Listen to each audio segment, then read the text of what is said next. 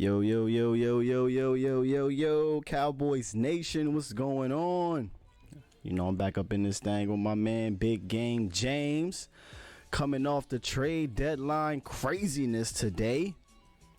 What's going on, OG? I know you've been running today. You had a lot going on.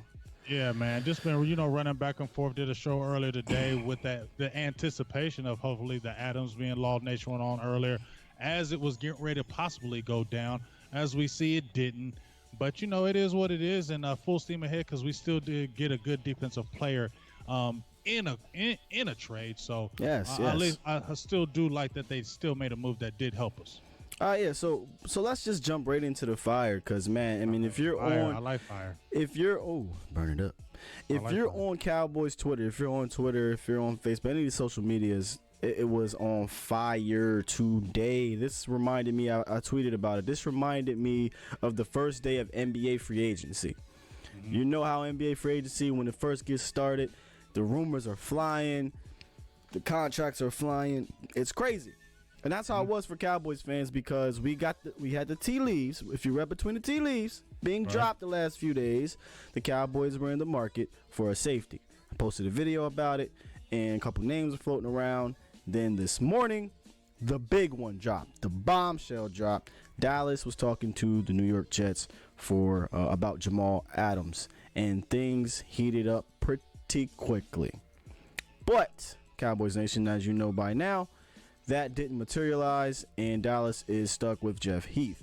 So, I mean, it is what it is. I mean, don't get too upset, Dallas. I mean, we're 4-3 with Jeff Heath, so it's not like he's the sole reason why we're not better. But we had a shot at Jamal Adams. So, kind of give me your thoughts on all that went down today. The compensation, we were kind of back and forth before the show. I had mistakenly looked at what we thought we offered to what Liam Rappaport reported. So, man, you can just fill everybody in on the reports, on everything that went down. Well, obviously, we heard about it. I talked about it earlier. I actually talked to a homeboy of mine. His name is KG. Giz, what's up if he's jumping in the feed? What's up, KG? We've been going back and forth all week talking about, is Dallas? He's like, man, I don't care. Dallas got to do it. If we serious about making a run, if we serious about doing this, we need to go get a Jamal Adams. And I said, I'm sorry. I feel you, dog. I feel you 100%. Everything you're saying, but I just don't think he might be. There he is. He's in there right now. Yeah, he in there. KG in there. So I was like, you know what? I feel everything you're saying, but I know Dallas, and if it gets too rich, they ain't gonna do it. So guess what? I talked about it earlier. I talked about it earlier on Twitter. I said, man, just stop talking about Jamal Adams. We're getting all excited for nothing, because if the Jets are going to jump out there and throw some astronomical. They weren't going to throw something regular for the Cowboys. It's the Cowboys. Maybe if it was the Bengals, maybe they would have worked with them a little bit. But it's the Cowboys, dog. They want collateral from the Cowboys. For somebody like Jamal Adams, though, isn't it fair for them to request the farm, to request a king's ransom? Yes, the guy is an all-pro. It's definitely he's young. He's an all-pro. He's what everybody wants in a player, especially the safety position. He's everything that you want.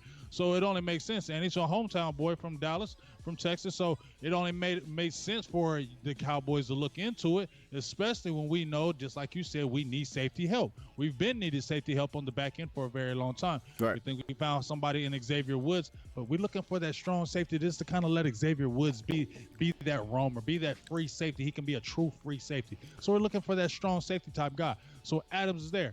But like we said, a little too rich, because it was reported by Ian Rappaport they wanted a first and 2 seconds. I heard that the Cowboys were offering a first, a fifth, or move up possibly to a fourth.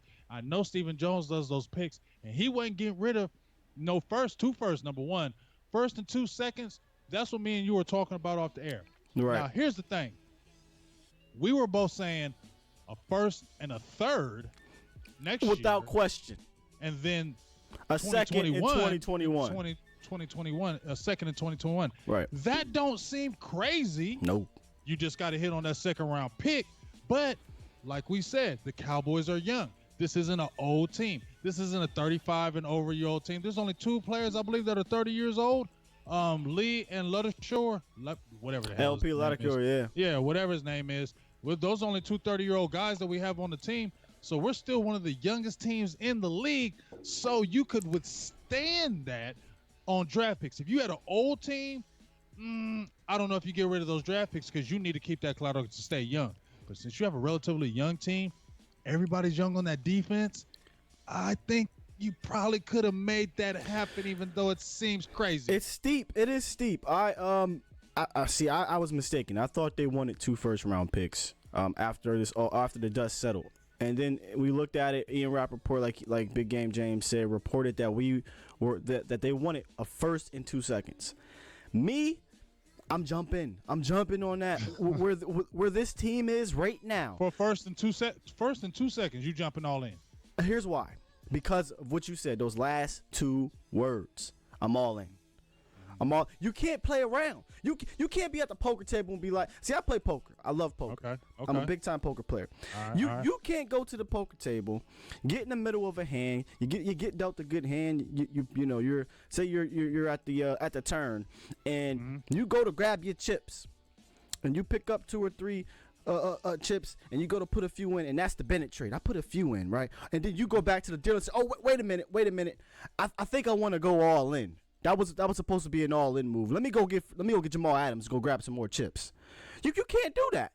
If you're going to go all in, push all them chips in, go get Bennett, and then tell the Jets, you want a first in 2 seconds, give me a first, whatever. Take it. Let's go ahead and get this championship, because he's that type of player, in my opinion. That's where a lot of opinions are differing. If you look around the Twitter sphere and Facebook, and some people don't believe this guy is that type of player.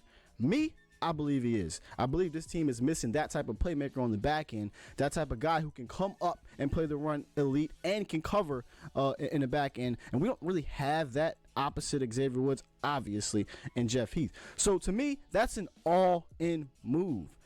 Wouldn't you say acquiring Bennett, trading for Quinn feels like, yo, we're trying to actually go for this thing? Doesn't that feel kind of like we're kind of all in? I mean, it feels like we're kind of all in with the Bennett trade. Now, when we went after Quinn, that made me give hope, because I'm thinking, okay, Cowboys are thinking a little different, because we know how Stephen Jones is with free agency. We know he keeps it close to the vest. They want them draft picks. They want to develop them young players and get guys who can just kind of fill in the gaps, fill in the spaces. But as you said, when they went out and got Robert Quinn, I'm like, okay, maybe we're getting serious if you're getting Robert Quinn, because he's legit. Okay, he's not some fringe player that's just out there that we're Neither picking is up. Bennett, which we'll get to. I'm just saying, but we're used to getting the Benson Moayas and Terrell McClains, and we're used to getting those guys, George Selvies. Nick Hayden. You feel me? We're used to getting those guys. So when you actually see them actually step out there and go there, then you're thinking, okay, maybe they are serious because of last. Maybe they are serious. And then you step out there and you go get Bennett for the cheap. You made a will and deal, so you're thinking, okay, now this Adams thing was staring in your face. I don't know. I'm not opposed to doing the first in 2 seconds, because as I said on the show earlier with Law, when you're looking at those draft picks, they are huge. Those draft picks are huge because they keep your team young. They keep your team together as far as keep on rebuilding that bloodline, right, that talent line. But when you got a guy like this, you get what I'm saying, that is a difference maker on the team, and you can withstand it with that young talent that you have, man, you kind of have to just go and say, you know what, we can do this because we still have enough good players to offset giving up those draft picks. And I think that's where you can possibly say it's okay. And the thing I keep leaning on is that we're a very young team. And you got William McClay, who gets gems. We got a rookie linebacker in Luke Guilford. Nobody thought about him. We got gems. There's been some misses here and there, but it's been more makes than misses. Let me add to that big game. Why? I'm gonna go both sides here. I'm gonna play devil advocate, but I'm gonna finish with why I think we should have did it. There's 2 positions that this team does not do very well at, either drafting or either developing. Okay, defensive line, defensive line, and safety. What did we go out and acquire in the offseason and just now? Robert Quinn and Michael Bennett. And who are we just trying to go get? Jamal Adams, a safety. This is why we didn't get a defensive tackle, though. That's what we needed. No, we didn't get a defensive tackle, and we know Bennett can slide in, which we'll get to, guys. We're going to get into Bennett. Come on now. I know he's not full-time. He's not full-time. But my point is, these are positions that we struggle with developing. So if we're going to keep this core of coaches, and we know that we struggle or we have a hard time pulling the trigger on a safety in the draft or pulling the trigger on a safety in free agency, and you have the prime opportunity to go get you an all-pro 24-year-old safety, you gotta swallow that pill and just say, screw it, let's go do this thing. Now, I will play devil's advocate because you talked about the picks. They love the picks, and I kind of understand, because when you hit on an LVE, a Byron Jones, Jalen Smith, a Zeke, Dak, when you hit on, we're probably the best drafting team in the league. Let's just be honest. Lately we've had some bad ones. Oh, well, I mean, over the last 7 years, you can say we've been pretty damn good at drafting. 2015 wasn't that good. No, I mean, we got well, I wasn't a draft, but no, it wasn't. But I mean, overall, though, I mean, you're not going to hit on everything. Right. But overall, Dallas has been pretty damn good at drafting. So I think they look at that and they say, listen, guys, not having a pick to the 3rd round next year, can't do it. And I can say, and again, playing devil's advocate, I can understand that. He already Jerry Jones doesn't like missing out on 1st round picks. Can you imagine that room? Without a 1st or 2nd round pick, and you're not picking till 90 something, I can't see it, bro. I can't see it. Well, that's what I'm saying. But you know what? I still feel like Jerry was the type of guy, because you heard him in the media, but you know he likes to play the media. That's why they're as rich as they are, and they were the most biggest franchise in the world. It's because he knows how to wheel and deal. So he knows how to throw them bites out there for those Cowboys fans and media. But I think Jerry still would contemplate going hard at that. But like I said, I think Stephen Jones is the guy that's blocking it now, because he has more say in it. He's older now. He has more authority as far as running the organization. And Stephen Jones is on them picks. So I knew once the Jets were talking about wanting the farm, it was over, because Stephen Jones ain't doing those type of things. Right. So there's no reason to get excited any longer, because Stephen Jones has clearly stated we are not doing that any longer. It became about who was going to cave first. And what have we? Stephen Jones wasn't, exactly. What have we seen over the years? And this is a good thing. This is a good thing, Dallas. We don't cave, be it in negotiations, be it in trade. And you can say, "Oh, Zeke got his money," they cave a little bit. Or D-Law got his money. Yeah, they caved a little bit. But it was done strategically. These guys didn't kill your cap, kill your team for the next 5-6 years. You know what I mean? You can get out these deals in 3 years and be good. True story. You know, so Steven's not with the crap. He's not with giving up the farm and all that stuff. And that's why, like you said, soon as you saw the reports that they wanted this or they wanted that, deep down you knew, Dallas Cowboys Nation, that ain't going to happen. Right, we were just holding out for a miracle. But as much as we did not, much as we are disappointed in not getting Jamal Adams, we did get a guy, y'all. We got a pretty damn good guy, and his name is Michael Bennett. I'm not sure if you are aware of who he is as a player, because he's been kind of here and there, Seattle, Philly, Tampa, Patriots, and then he got much maligned with the Patriots the last few weeks. But this, make no mistake about it, is a good player. Give me your thoughts on the trade for Michael Bennett, which, for the details, was a 7th round pick that could change to a 6th round pick based on playing time for the defensive end / defensive tackle Michael Bennett. I'm gonna be honest with you, I was stunned. I didn't think the Cowboys were gonna do something like this. I thought, when the Cowboys signed that Hamilton guy from the Chiefs, I said, yeah, here we go. Cowboys signing these fringe players that nobody cares about, that he's never going to play.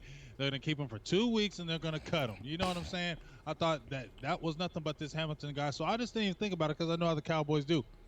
Now, we have been already talking about this, Will. We've already talked about this last week, and I said, it's okay, Cowboys, just because you did it last year with Amari Cooper, it's still okay to jump out there and still make him will and do. It's not against the rule. It's not against the law. The Cowboys, you can do it. You don't have to just say, oh, we did it last year with Amari Cooper. We ain't doing it no more. You can still do it. So I'm going to give them props for still going after Bennett and getting him for the cheap. I mean, a 6th round pick, you ain't losing on that for a player you're getting in Michael Bennett. You know what I'm saying? That's a win.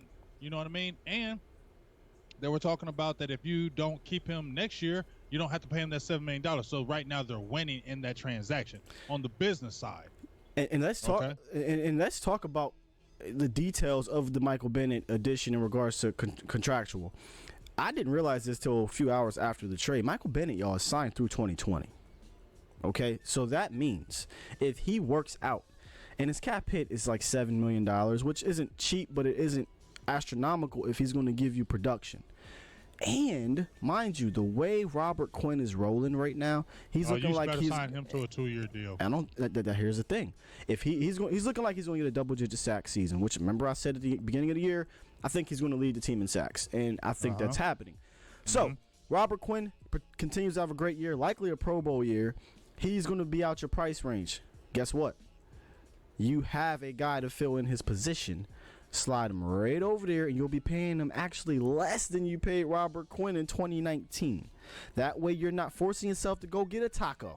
You're not forcing yourself. You're not forcing yourself. But I'm not excited as much as you are about that, because I would try to want to. I know you're talking about Robert Quinn. He might outprice himself because of the way he's playing. Yeah. But you never know. You never know. Cowboys are going to have money under the cap next year. They're going to have some money. Yeah, we're going to have some money. So we could still make that happen with a 2-year, maybe a possible 3-year deal. I won't eliminate it. I'm not going to eliminate it, but I'm not going to get excited about a Bennett and losing Robert Quinn and keeping a Bennett, because the dude is 34 years old. I know he still got some stuff in the tank, but I'm not jumping up and down for no Bennett next year. That's when a Joe Jackson or one of those guys, Jalen Jukes, those guys going to have to step up. No. Come on, man. They're going to have to. That's your boy. It's your second year. Jalen Jukes is your boy. Yeah, he's my boy, because you got this young talent. You got a Joe Jackson, you got a Jalen Jukes. Why you got him? You got him to play. To develop. George Armstrong, he got one sack. I'm sure he can get some more rotation. You got Hill. I'm just telling you, I'm not gonna be as excited if you lose Robert Quinn and keep Michael Bennett. That's fine, but let me tell you why you should be. Because of what I pointed out earlier. The two positions that we do not do well at developing: defensive line and safety. We don't have no defensive tackle still, and all our guys are on expiring contracts. Will? Yeah, that's fine. We can address defensive tackle, but the reason why I'm not so, we got to get Joe Jackson to step up or Jalen Jukes to step up, is I don't believe that we are good at developing guys in the 7th round, in the 5th round to be starters. We haven't. Show me the track record where Rod Marinelli is doing that at defensive end. Where has Rod Marinelli had success with guys coming in? It's guys like a Robert Quinn, uber talents like a DeMarcus Lawrence. It's veterans that have been in this league, and he's turned them from nothing into something, right? Not these young rookie guys they're still pups. I just don't see it. So my thing is, it's not like, we're going to keep Bennett next year and we're going to slap him at right end and we're fine, do nothing else. It's more of a, hey, we don't have to rush ourselves into drafting a Taco Charlton. We don't want to go through Taco Charlton again. We don't want to go through that. So we can plug Bennett over there, and if a DE falls to us that makes sense, cool. And we'll try to develop him then. But that's all I'm saying, is that Bennett gives you a versatility not only on the field. Exactly. He gives you the flexibility with his contract moving forward. But let's talk about on the field with his DEDT flexibility. I don't know if you watched. I went back and tried to watch a lot of things on Michael Bennett over the last few days. I already knew the guy was good, but when you watch the tape, it's exciting. So tell me a little bit about what you see, what Michael Bennett could bring to the table physically, and that could help the Cowboys. Well, I think the biggest thing that he's going to bring, physically, if he's going to bring, he's got good size. He's about 6'4", 6'5", 280 pounds. And the dude, he's got moves. He's a veteran. He's got good pass rush moves. Just like you said, he can play multiple positions. You can't play him at the one tech because he's not big enough, but you can't slide him in there for some passing downs. When we go that Deacon defense, we're rushing 3, rushing 4. I can see a DeMarcus Lawrence, a Robert Quinn. I can see a Michael Bennett. I can see a Kerry Hyder. I can see them all rushing you like a NASCAR package. That's what gets you excited, because now you got DeMarcus Lawrence, right? Let's say then you slide Bennett right in next to him. Oh, boy, now you're excited because that boy Bennett can do work. And yes, he can. And he's a pretty good run defender, I think. And he is. So he's gonna help you in the run game. So I think that's what's gonna help. And he's a bona fide guy to keep your other guys fresh. Where Robert Quinn may go out, DeMarcus Lawrence goes out to tired, then we come in with Armstrong and Joe Jackson. We fall off a little bit. But now you're bringing in a Michael Bennett. You don't fall off as much. You feel still stout as what you want to do, because he's a vet. He knows what's going on. He knows how to play the game. And that intensity and the attitude. You got a guy like DeMarcus Lawrence who runs his mouth. That's cool. That don't bother me. Nope. But this is another guy who's very opinionated and has a strong opinion.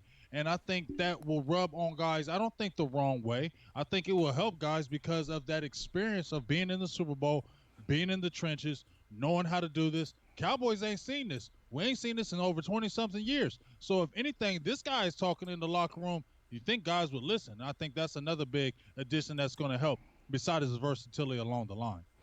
Man, you're spot on in my opinion on Michael Bennett. I have this slide up here. The Dallas Cowboys defensive ends are Lawrence, Bennett, Quinn, and Armstrong. But that trio of Lawrence, Bennett, and Quinn, I believe, has the possibility to rival when we had Jay Ratliff, DeMarcus Ware, and Jason Hatcher at that peak when those guys were balling at their peak. In fact, I think it can be better. And this is a different scheme as well.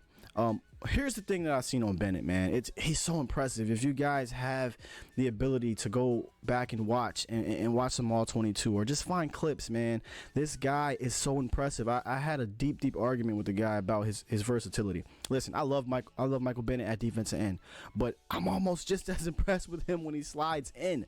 He is so strong at the point of attack. He is extremely strong, and he's very disruptive. And in Seattle, he played more of a free-for-all type of guy. He was kind of everywhere. And I read somewhere that he's so smart with his IQ, they would tell Michael Bennett, hey, you go out there, you see what you see, and you change up what you're going to do out there according to what the offense is showing you. I mean, you can't just let anybody do that. Mm-hmm. So the guy has the physical traits, he has the IQ, and he has that dog. He is a dog on that field. If y'all don't know, go back and watch what Michael Bennett did to Dak Prescott last year in both of those games.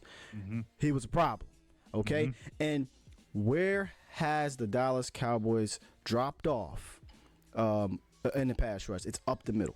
Now, Malik Collins is ranked number 6. That was before last week. Ranked number 6 in pass rush win rate for defensive tackles. However, when those third downs come, what are the quarterbacks doing when our defensive ends collapse the pocket? They're stepping right up. Stepping right up. They're stepping right up. You're not going to be able to do that, as you said, when you're able to bring out that NASCAR package. You're not going to be able to do that with Michael Bennett in the middle because he will overpower your guards. He's that smart, strong. And he's smart enough to see that. And that's the thing. You know, we've made mental mistakes along the line, Skywalker, and that's a guy, to me, that's smart. And that's what we need when, like you said, when we rush him on the outside, push him on the side, he's smart enough to know. We still have guys that still make those mental mistakes of letting guys through or making a bad penalty, things of that nature. I think when Malik Collins, we've seen it. That's what I'm saying. You've seen it in the Jets game. That was a killer play when he grabbed Sam Darnold like that. Third down. I'm not saying that Michael Bennett's not silly, but that's a guy who's smarter than not.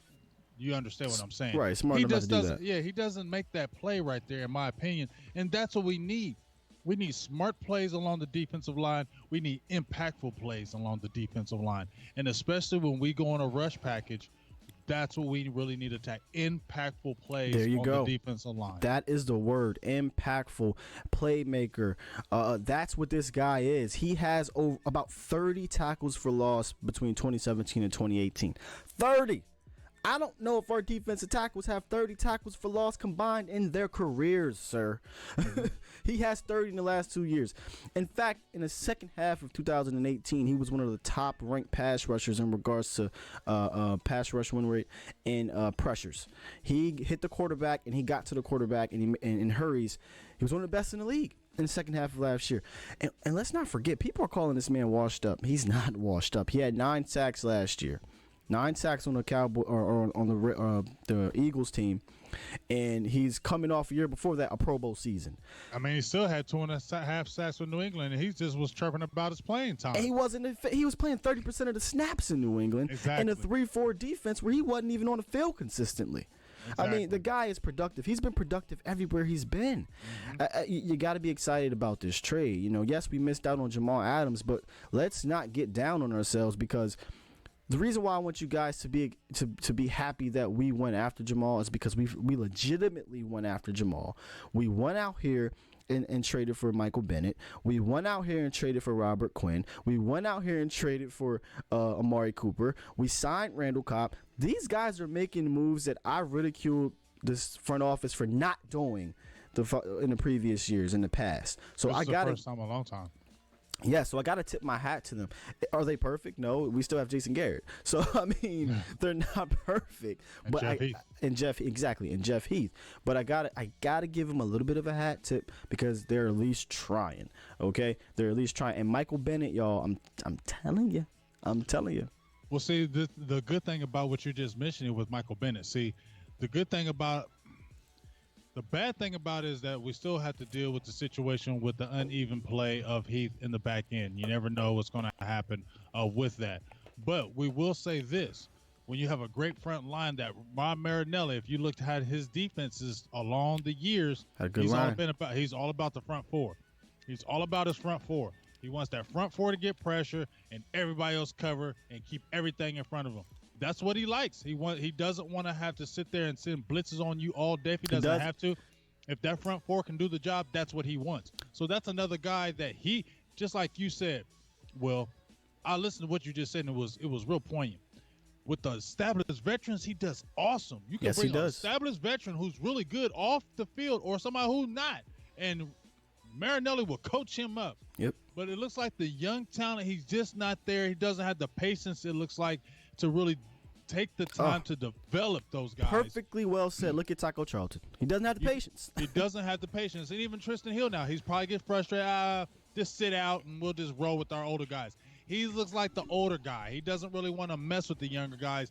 Hill's probably his pet cat, but he's like, you're probably not ready. I'm going to go with these veteran guys, and that's what he does. Yep. So the front four is really going to help a Jeff Heath, and getting Michael Bennett is going to help the back end, because if we can continue to put pressure with that front four and create turnovers and sacks like that Philadelphia game, it helps a Jeff Heath, as you could see, and the back end and the Cheeto. It helps the whole secondary as a whole. Absolutely. We can get pressure up front. Football 101, you build your team from the front to the back.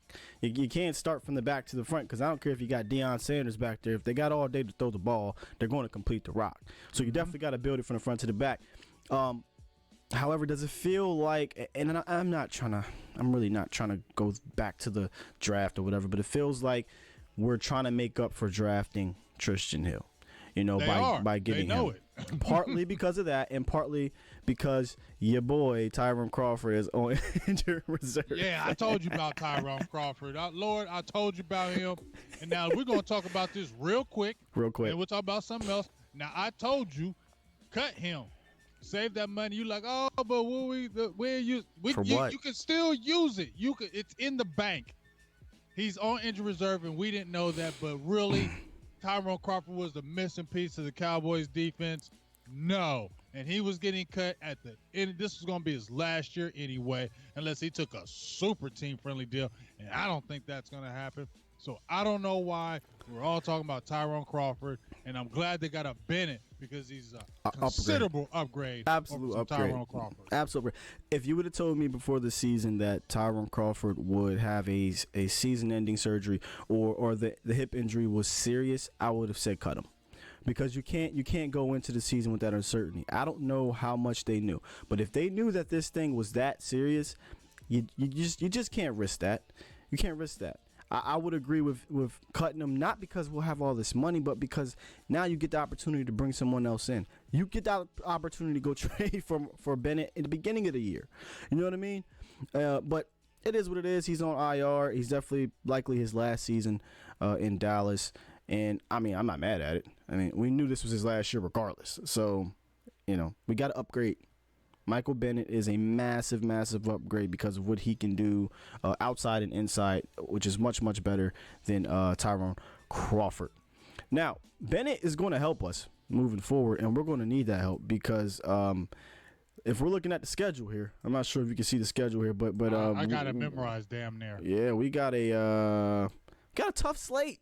Got a tough slate after this Giants game, which we'll get into that preview. But we're looking at, guys, Vikings, Lions, Patriots, Bills, Bears, Rams, and Eagles. All tough games. That's a slate right there. All tough games. You've got and dropping that Jets game hurts, and I don't want to be one to harp on it. Because at the end of the day, it's one game, and I get every game matters. But these next few games, no matter if you to beat them or not, with the way the NFC is lined up, are extremely, extremely important. Okay, Yes. so where do you see us? I hate to project out. I'm a one game at a time guy, but this schedule is so unique that you can kind of look here and say, hey, what win do we absolutely have to have, and where do you see maybe an upset coming, be it we lose or we win in a fashion in these next 6-7 games? Okay, well here's what I told from the very beginning. You must win your division. Yep. That's the very beginning. That's what I've always said from the beginning. Win your division. So we're in the driver's seat with there. But if you're talking about the schedule with me, beware them Detroit Lions. Yeah, Right? they pesky ass team. They're Man. all. I mean, do we forget we played them last year and they almost beat us? Okay, at home we had to have a Maher long field goal to win the game. You get what I'm saying? So, and we always have trouble with the Detroit Lions. And we're going to Detroit, and Matthew Stafford's playing really, really good this year. So that's a game that I am keeping my eyes peeled. And then I hate to say Buffalo because I'm not saying I feel good about Buffalo's that game. I'm not saying they're the hype, but it's Thanksgiving and you never know. I feel good about that game. Them Bears at Chicago in the cold. Shout out to Wayne. What's going on, Wayne? I'm a little leery of that one. Just some tough games. I feel like we can beat the Eagles again. I think we can beat the Bears. I know we can beat all these teams, but my problem is this, Will. What team are we going to see? Yeah. That's the problem with me as a whole in all these years under Garrett. We seen Garrett, just like I've told you before, we seen Garrett lose games like against the Jets and then come right back and beat the Eagles. You get what I'm saying? That's the stuff that bothers me because now you're getting ready to go into New York again. And you're going to a team that's lost 4 in a row. You got a young quarterback like you had in Darnold. You got a raucous crowd who wants nothing better on Monday night to beat the Dallas Cowboys and play spoiler. Get what I'm saying? Yeah, see, so I think, as crazy as this may sound, against a 2-6 team, this game Monday is going to be telling for me. I feel good about how we turned it around against the Eagles, about what the guys are saying. You can hear they held themselves accountable. You can tell that they smelled themselves a little bit, right? They talk about it. Zach Martin talked about it. But this is why I think this game is important, because we saw what happened against the Jets, right? We saw that, all right, it's the Jets, whatever, they suck, blah, blah, blah, blah, blah. They ain't going into this game with that mentality.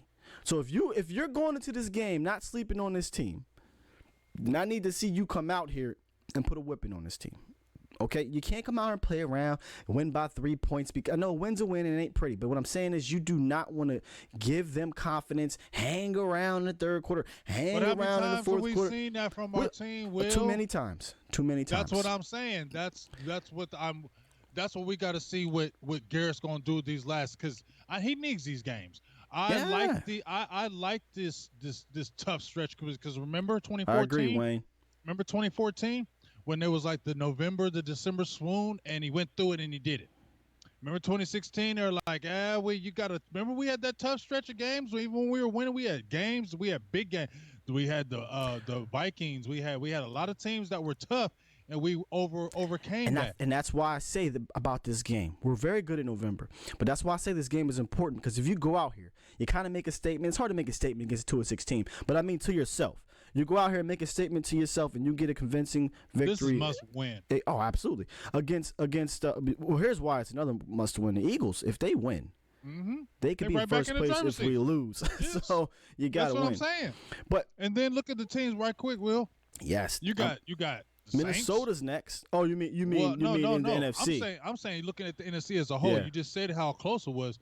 You got the Saints and the Packers, right? Yeah. They both got one loss, but they both beat us. Now, you have to beat Minnesota too, because if Minnesota beats you and then Minnesota beats Green Bay, all of a sudden they might be in the driver's seat to win the league in their division. Now, what happens? And I talked about this earlier. Remember, I told you about them games early losing in the NFC. They come to haunt you later on. If you lose to them Minnesota Vikings and them Vikings get up on them Packers, the Packers done beat us. What happens if you come down to that tiebreaker at the end of the year and guess who beat you in that head-to-head matchup? Don't tell me that don't be coming up. Well, let me tell you something.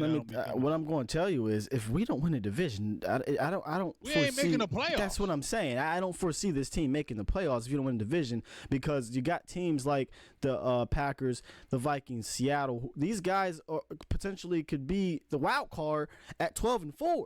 Right. 11-5. They've only got 2 losses. So, I'm not. This is a win division or go home type of thing here. But again, kind of circle back. If you beat the Giants and you beat them with some confidence, I feel good going into this Vikings game. Okay, I feel good about it. But the Vikings game, you gotta have it. I feel like you gotta have 2 of the 3 games versus the Vikings, the Lions, and the Patriots. Okay, you gotta have 2 of those 3 games, because I think we can get Buffalo, and I think we can get Chicago.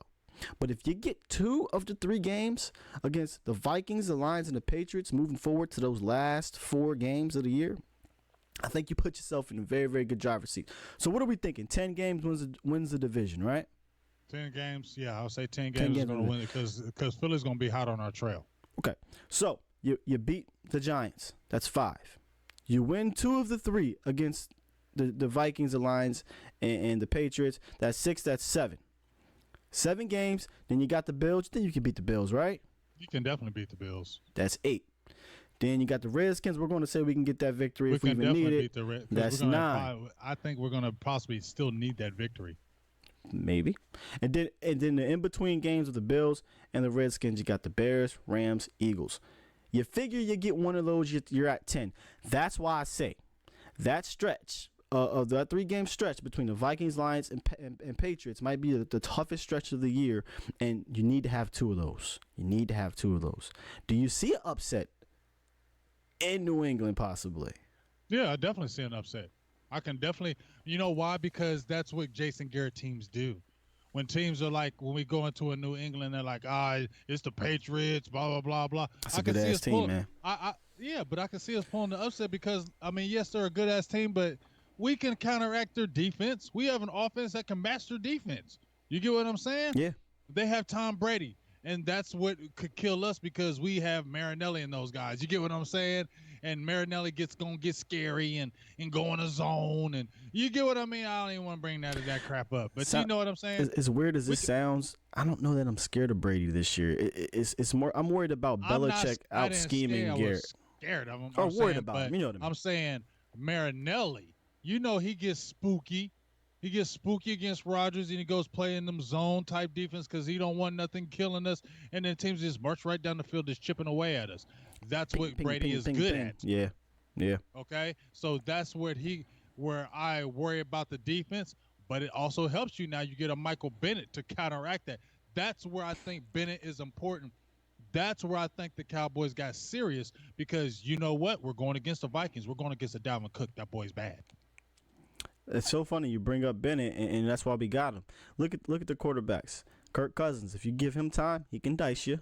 Mm-hmm. Not in the 4th quarter, but he can dice you. Matt Stafford, Tom Brady, Carson Wentz, Jared Goff. If you don't get after these guys, some of these guys you might laugh at, but if you don't pressure them, they got weapons to beat you. So you got to go out there and you got to get a guy like Michael Bennett, and we did. And that's why I believe it kind of was a semi-all-in move. But we won't backtrack on how I feel about all-in. If you're going to go all-in, go all-in. Mm-hmm. But, yeah, the schedule is a tough one. But to me, it's one game at a time. And the first game on the docket that's coming up next that you absolutely got to have, is the New York Giants.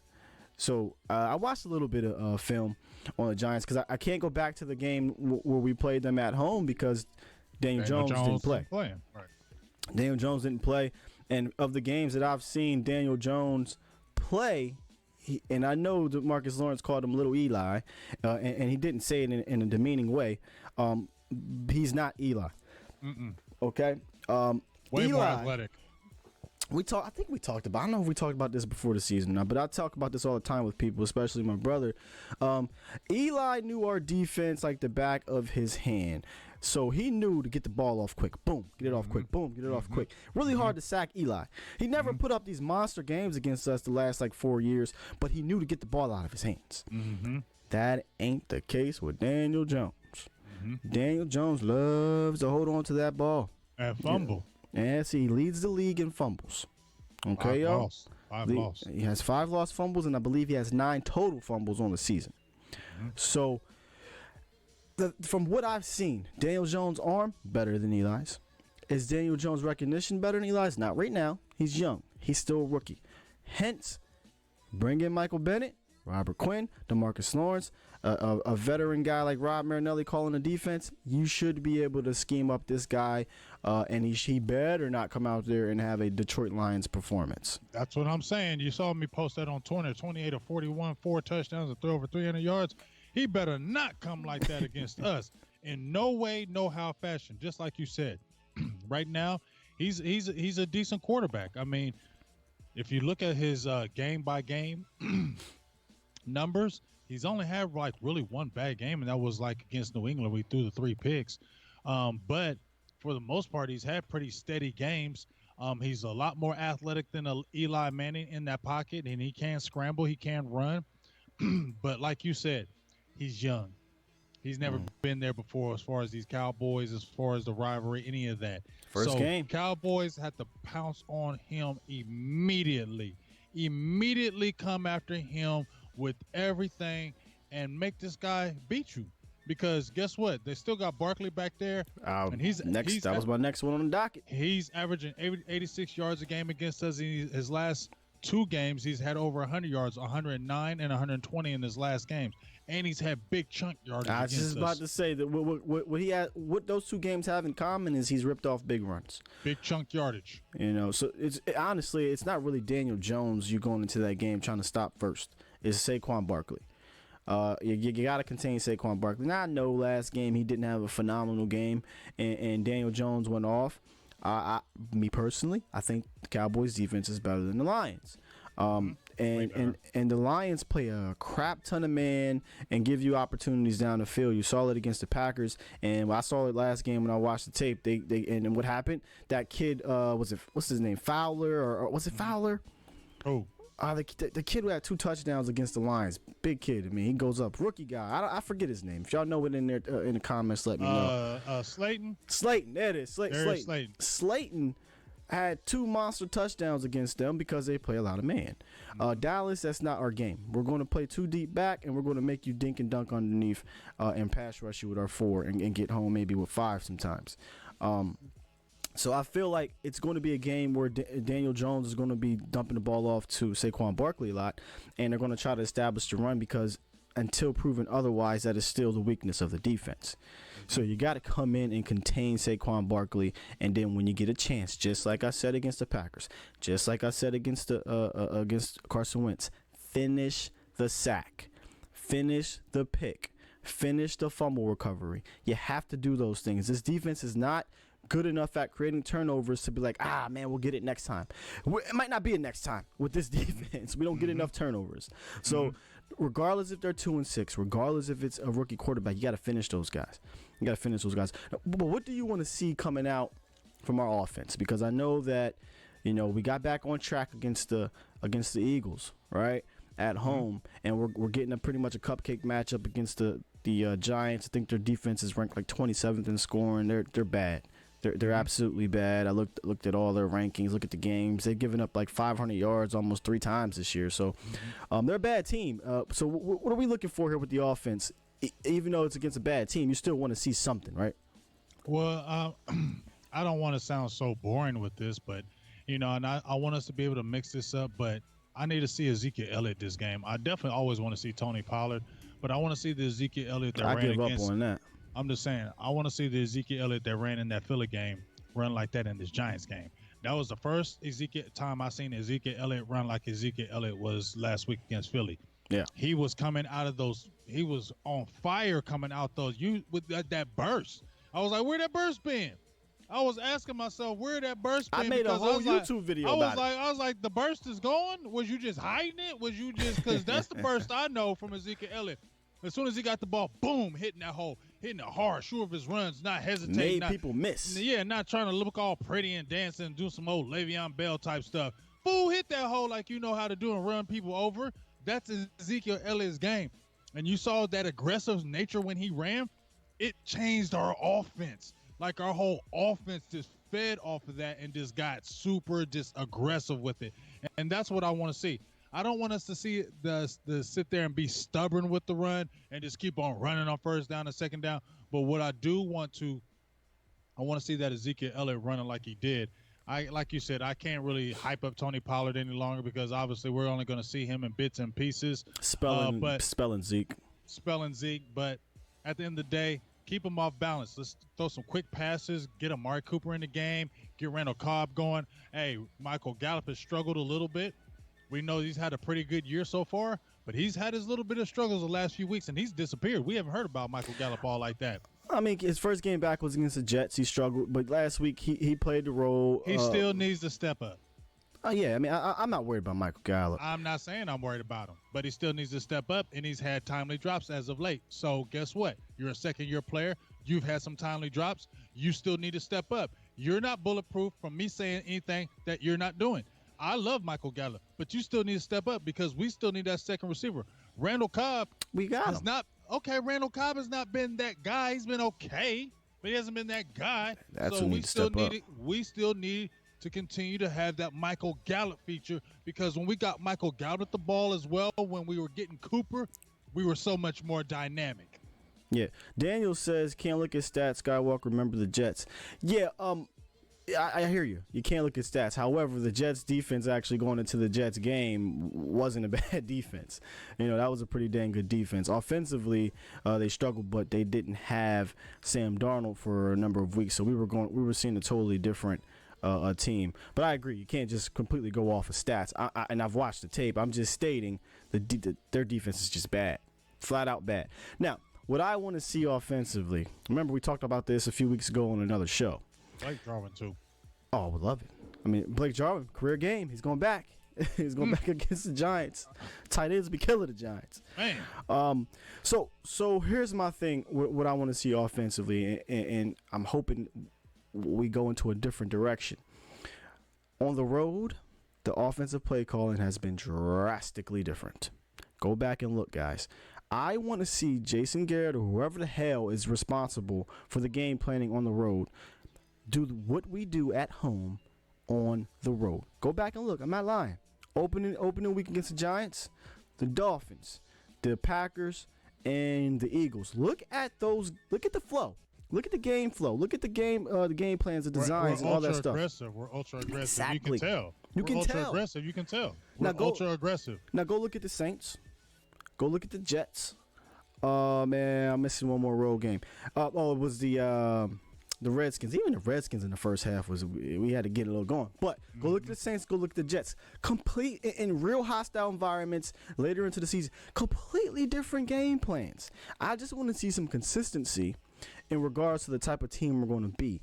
We shouldn't be going through an identity crisis with this team. You know why? Because we have a lot of good players on offense. When we're at our best, when we're healthy, this offense can match up with anybody in the entire league, in my opinion.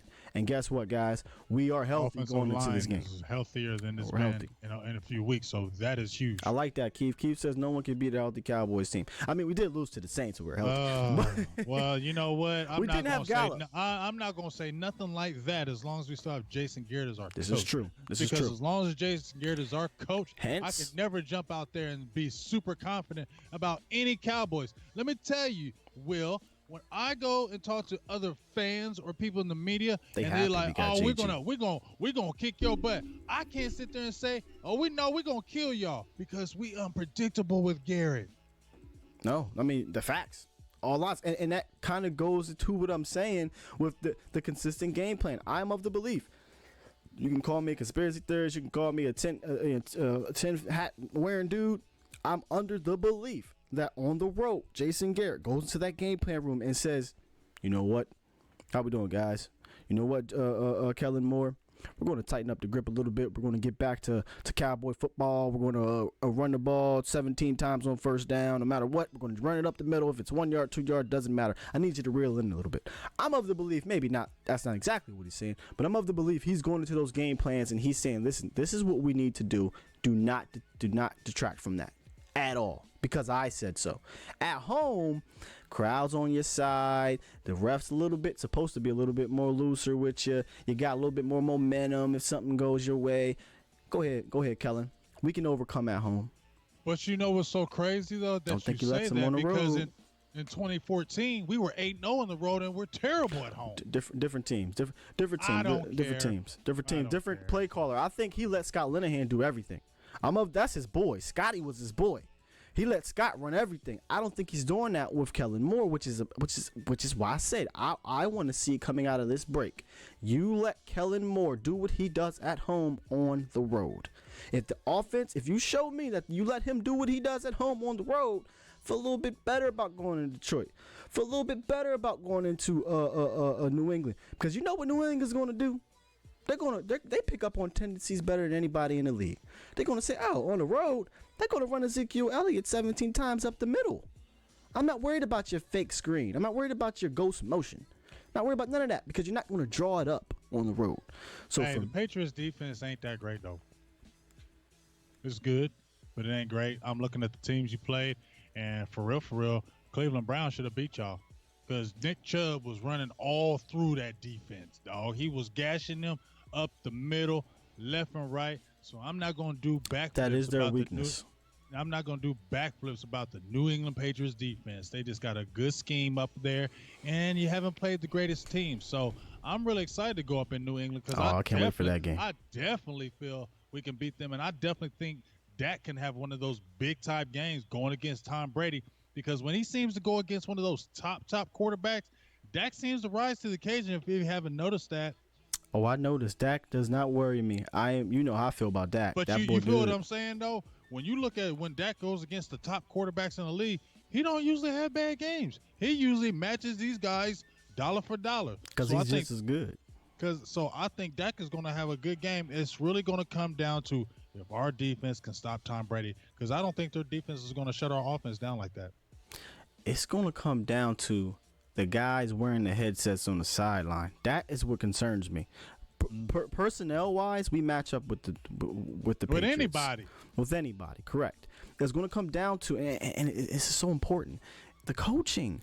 Bill Belichick, again, if he picks up on tendencies, and you can say their defense ain't good.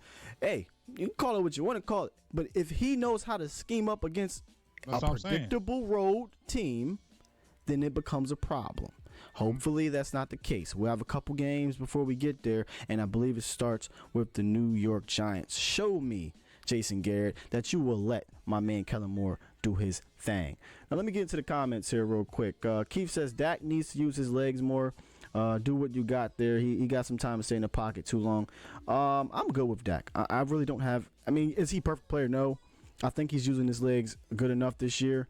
I think with Dak, he is timely with it. Yes, exactly. But he's becoming just as dangerous in the pocket. I don't really see the need for him to bail. We were asking him not to bail last year, and he bailed too much. Mm-hmm. So I think Dak is using his legs pretty decent. Ryan says, do y'all think we should give Donovan Wilson some more playing time? I mean, that's a yes. I mean, but it's not going to happen because they don't trust him. It's not, Ryan. It's not. It's week 7. If you haven't seen him by now, you would see him in the early. You would see him in the early stages of the year if you're going to see Donovan Wilson. I don't think when now it's getting crunch time with the teams that we're playing, and you're already telling me Jason Garrett gets close to the best. Not happening. You really think he's going to play a rookie now? Nope. And that's the problem. No, he's not going to play it. He's not going to play. Like, if he didn't play early, he's not going to play now unless there's a major injury that's going to force him on the field. He basically just stated what one of the insiders, Brian Broaddus, said. He said, somebody asked him, what about Donovan Wilson? Said, unless there's an injury, you're not going to see him until the 2020 training camp. Yeah, for real. So, yeah, I mean, special Jeff teams, Heath, maybe, but Jeff Heath is their guy this year, and that's the way it is. It wouldn't shock me if he's their guy next year. I think the way this is going, man. Good Lord. So I don't think we're going to see it. Timothy says Garrett needs to just concentrate on throwing that red flag with authority. Yeah, I feel you. You need to concentrate on doing something goddamn good. Yeah, man. So everything moving forward in the second half starts with this Giants game. Mm-hmm. And like you said about the Jets, you can't take these guys lightly. Not this team. Not the Cowboys. Not a Jason Garrett-led team. You can't go in here big-headed. It's a division game. That's it. It's a division game. We shouldn't have to hype you up for this, okay? You just came off an impressive victory. You just came off of a bye. You got some help in a Michael Bennett who should give your defense some juice, right? To give you some juice. Had a couple weeks to kind of go look at, okay, what works, what doesn't work, what works on the road, what doesn't work on the road, and kind of adapt, adjust, because I've seen that at home. I want to see it on the road. So moving forward, we got a tough slate. I can bring up the schedule again, but it starts this month or next Monday on Monday Night Football against the New York Giants. Okay. And I think the Cowboys will be ready, just like you said. And the main reason why I say they'll be more up for this game than the Jets, because they're looking at, it's the Jets. And they're in the AFC. 0-4. You know what I'm saying? People act like players are robots, and they don't think about that kind of crap when they're playing a team. When I play football and basketball, that's what we think. Looked at the schedule. Oh, yeah. They suck. W. You don't think these NFL players are doing the same daggone thing? Just got Mono Darnold back. Yeah, it ain't going to do nothing. Yeah, Mono, they suck. We ain't worried about them. Go ahead, we got this. Teams do it, people do it. So I think that's where they came in. But this time, like you said, this is the Giants division game. We take a stranglehold of the NFC East with the 4-0 commanding lead in the NFC East, okay? And you're 5-3, feeling better and feeling good going back home, and then you're playing the Minnesota Vikings. So this is a huge game, a must-win game, because you cannot be 4-4, and you cannot lose to a 4-game losing streak. A 2-16 rookie quarterback. No, that cannot happen. And as you said, this cannot be a sloppy victory. This can't be a victory where we're getting out 17-14. Turn the ball over 3 times. I don't know. Winning 20-17 or 20-14. This can't be one of them games. This has to be a game that we dominated them the first time we played them. The first time, this has to be another dominating performance against this team, because we're considerably better than them, and we need to play that way. And if we don't, that'll let me still think that you're still suspect, Gary. Hey, Tremaine, I gotta talk about that right quick before we go off, because this is about our boy. Tremaine says Brown needs to go to the bench and Jordan Lewis needs to start with. He's a ball hawk. Yo, Chris Richard, our eyes are on you, Chris Richard. Let me tell you why. We all know Jordan Lewis is better than Anthony Brown. We all know you were given a crutch last 2 weeks because Anthony Brown been hurt. He's healthy now. I bet not see Anthony Brown out there starting. I've already said you. Chris Richard, listen. Skywalker, you seen me make that tweet a couple weeks ago. I said if they go back to Jordan, if they go back to Anthony Brown, we starting a riot. I'm with you. Listen, we starting a riot. We're going to protect. We're going to get on DallasCowboy.com. I'm going to inbox them. I'm going to email them. Hit up Derek Eagleton. And I'm going to go ham, because there is no way in hell, Chris Richard. I don't care if you coach in the NFL and I haven't. You are a smart man. And you know daggone well Jordan Lewis is better than Anthony Brown.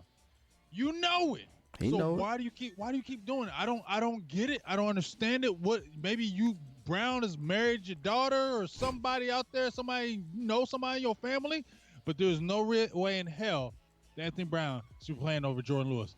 Period. Our eyes are on him. Our defense has an edge in the secondary when Jordan Lewis plays. I mean, he just makes plays. No offense. We have an edge when he plays. No offense to Anthony Brown. I'm not saying Anthony Brown's horrible. I mean, he's a serviceable third or fourth cornerback on the team. Bring him like Lewis. Exactly. Period. Point Lewis. He has a potato chip on his shoulder. Not a cheetah. You know how. If you don't hear an offensive lineman's name or you don't hear a cornerback's name, it's usually a good game. Well, here's the thing with Anthony Brown. You don't hear his name, and then you do. When you do, it's a penalty. When you do, it's long penalties. It's a big catch. And when you don't, it's not because he's making plays.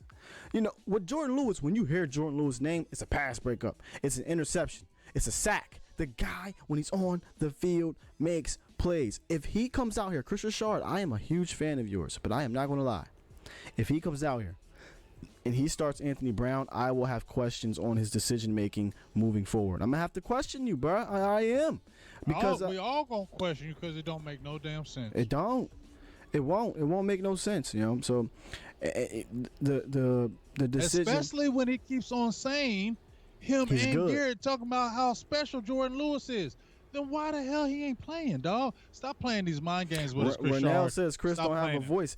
I don't know how I don't know how he does it. He's a secondary coach. He's a secondary coach, man. That's his voice. Coach. That's him. The voice. That's his decision. Yep, that's his decision, and it's definitely him. He's come out and said, yeah, he doesn't fit the mold. He's told us why he's not playing. He doesn't fit the mold, but he's an exception. He's basically telling y'all, listen, he's on the team because I think he's good. He got heart, but he's not the type of guy I want. So he's telling you right there, Anthony Brown's a guy I want out there because he fits the mold. Well, sorry, bro. But your mold on that sucks right there. He unmolded. It's getting moldy. Let's just stop the game. Stop relying on he's a 4'3" guy or 4'4" guy, and he's got some little bit of long arms, a little bit taller, but he's not a playmaker. No. Period. No. Period. And I'm sorry.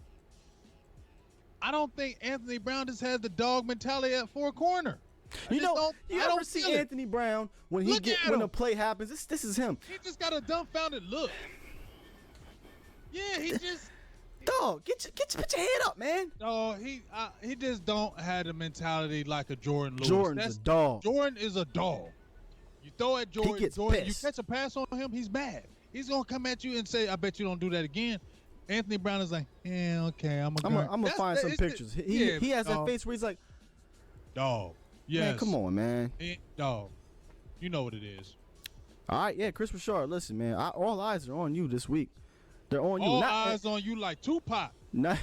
Facts. Not only Jordan Lewis, because we know you're not going to play Donovan Wilson. So we already like head scratching, man. Why ain't you doing that? All right, well, you ain't got no excuse. Jordan Lewis ain't no rookie. So let's see Jordan Lewis out there over Anthony Brown.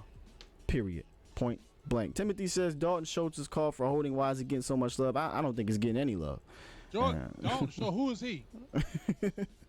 He ain't getting no love. Like 2 passes, and I had made the point like 4 weeks ago on my page, like, what are we doing with Dalton Schultz? He had no passes, no nothing, no stats at all. He just now got a couple passes, and he's the 4th round tight end. It's a Jason Garrett guy. That's the only reason why I was talking about O.J. Howard. Jason Garrett guy, bro. You got the Dalton Schultz, the Noah Browns, Jeff Heath. Those guys are Jason Garrett guys. Damn Noah Brown. Those are Jason Garrett type. Gotta have a blocking tight end. Gotta have a blocking wide receiver. Gotta have a whatever the hell Jeff Heath is to these guys. You know that they have a hole, and they put these guys in them, and they want this guy. This is who we want. Could you imagine if we had an O.J. Howard with a Blake Jarwin? Could you imagine that? That's what we need to pair with a Blake Jarwin. Somebody like an O.J. Howard. We ain't getting O.J. Howard till Jason Garrett's gone. You're right. He don't value them type of tight ends. Slow blocking tight ends. That's our motto. From Stanford. We don't want no speed. Yeah, from Stanford or Brigham Young or Idaho. Smart. Yeah, we're going to Brigham Young. He about to go draft a Harvard tight end in the second round next year. We are against having fast tight ends. You don't want no athletic guy. Don't bring no fast tight end to Dallas. Unless he was a former basketball player. We'll give him a shot. Basketball player, yeah, we'll give him a shot. Or if he played for Boise State. Boise State, exactly. Y'all got a Boise State tight end? Y'all got any more of those Boise State players? Yeah, exactly. I need a Boise State tight end. How y'all looking? You know we gonna sign them. Oh, man. Those are some Jason Garrett guys, man. Those are some Jason Garrett guys. All right, listen, y'all. Look, I appreciate you guys tuning in. We're going to get y'all out of here. It's getting a little bit late. But once again, I appreciate you guys tuning in. AJ, Timothy, Bobby, my man Darnell was in here. Keith, Tremaine, appreciate that bringing up Jordan Lewis, man. We had to touch on that. Ryan, yeah, all you guys, man. I appreciate you guys tuning in. Hey, Big Game, tell them where they can find you. Hey, you can check us out on Silver and Blue Nation. Big Game James. I usually go hard on my Facebook with Big Game James. Starting to go a little hard on the Twitter. Feeling good about myself. I said at the beginning of the year. Yeah, I like you on Twitter lately. I had like 60 followers on Twitter, and I told myself on Twitter, I said I need to step up my Twitter game. And now I almost got 400. So I'm super excited about that, even though people leave and come back. But that's okay. That's Twitter. You know, Twitter's just a weird thing. But check me out at Yates James. You can check me out on Twitter, and then, like I said, Silver and Blue Nation, Facebook, our YouTube page. We bounce back and forth. We do our watch parties on Sunday, and then, me and Will, we do our thing during the week. Me and Law Nation, old school, new school.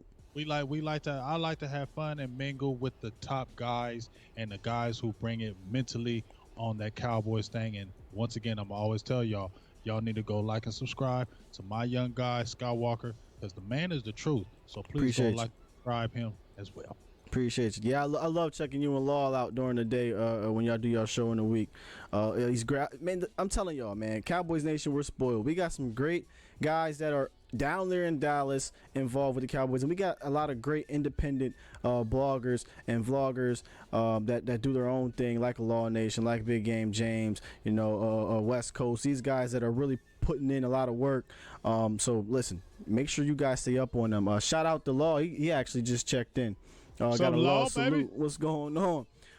Yes, look, you can find me right here on Facebook, Will Steele Sr. I do a lot of updates on here in regards to a lot of different sports things, but mostly football.